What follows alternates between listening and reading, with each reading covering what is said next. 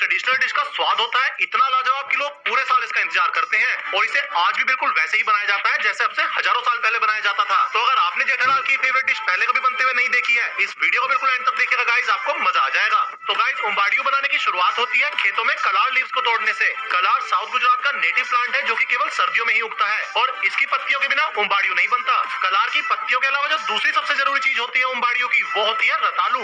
रतालू यानी कि पर्पल यैम। ये भी गुजरात की एक वेजिटेबल है जिसका कि सबसे ज्यादा इस्तेमाल उंबाड़ियों बनाने में ही होता है। तो रतालू लेकर उसको यहाँ पे छोटे छोटे पीसेस में कट कर लिया जाता है। इसके बाद इन कटे हुए रतालुओं को लिया जाता है बड़े से टब के अंदर और रतालू के बाद इस टब में डाली जाती है कटी हुई शकरकंदी यानी कि स्वीट पोटैटो। इन दोनों के बाद आता है उंबाड़ियों का एक और मेन इंग्रेडिएंट जिसे बोलते हैं सुरती पापड़ी। ये भी साउथ गुजरात की लोकल बीन्स है जो कि केवल सर्दियों में ही उगती हैं और इनके बिना भी उंबाड़ियों अधूरा माना जाता है। नेक्स्ट इसमें डाली जाती है मक्का यानी कि कॉर्न और मक्का के इसमें दाने नहीं डाले जाते हैं बल्कि पूरा का पूरा जो भुट्टा होता है उसको ही बड़े बड़े पीसेस में काट के डाला जाता है इसके अंदर। और लास्ट में इसमें डाले जाते हैं कटे हुए आलू जिनको कि बिना छिले ही इसके अंदर डाला जाता है। तो वेजिटेबल सारी आ गई हैं, अब इसमें डाले जाएंगे मसाले जिसमें कि सबसे पहले इसमें डाला जाता है हरी मिर्च का पेस्ट। खूब सारा हरी मिर्च का पेस्ट डालने के बाद अब नमक लिया जाएगा और इसमें 2 मुट्ठी से भी ज्यादा नमक डाला जाएगा। इसके बाद जीरा लेकर 1 मुट्ठी जीरा डाला जाएगा इसमें और फिर धनिया पाउडर लेकर इसमें ढेर सारा धनिया पाउडर डाला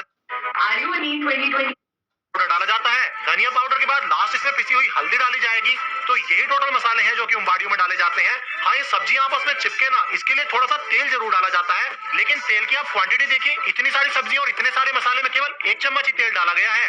अब इन सारी सब्जियों में ये मसाले और तेल को अच्छी तरीके से देखिए मिक्स किया जाएगा।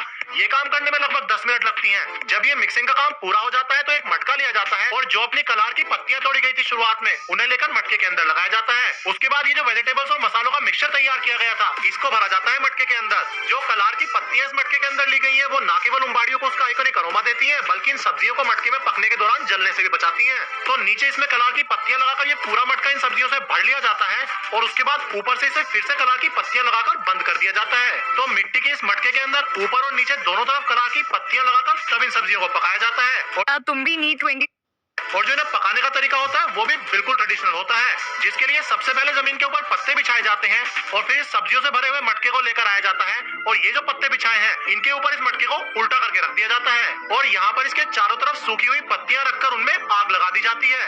इसके बाद यहाँ पर गोबर के उपले लाए जाते हैं और इस मटके के चारों तरफ ये गोबर के उपले रख दिए जाते हैं। इन पत्तों से आग निकलकर गोबर के उपलों में लगती है और फिर गोबर के इन उपलों की आग से जो आंच पैदा होती है उससे इस मटके के अंदर रखी हुई सब्जियां पकती हैं। जब ये उपले जलकर पूरी तरीके से राख हो जाते हैं तो यहाँ से इस मटके को उठाया जाता है और लेकर जाया जाता है काउंटर पर। काउंटर पर लाकर सबसे पहले इस मटके के ऊपर लगी हुई राख को हटाया जाता है और फिर जिन कलार की पत्तियों से इसे बंद किया हुआ था वो कलार की पत्तियां इसमें से बाहर निकाल दी जाती हैं और उसके बाद इस मटके को लेकर खाली कर दिया जाता है बड़े से एक स्टील के पोट के अंदर।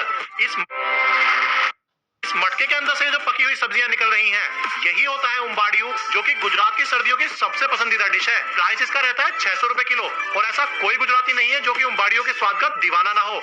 एनीवेज, ये थी इसकी कंप्लीट मेकिंग। आप मुझे कमेंट करके बताइएगा आपको ये कैसी लगी और अगर ये वीडियो आपको पसंद आई हो तो इसे अपने दोस्तों के साथ शेयर कीजिएगा और ऐसी और अमेजिंग फूड वीडियोस देखने के लिए मेरे चैनल को फॉलो जरूर कीजिए।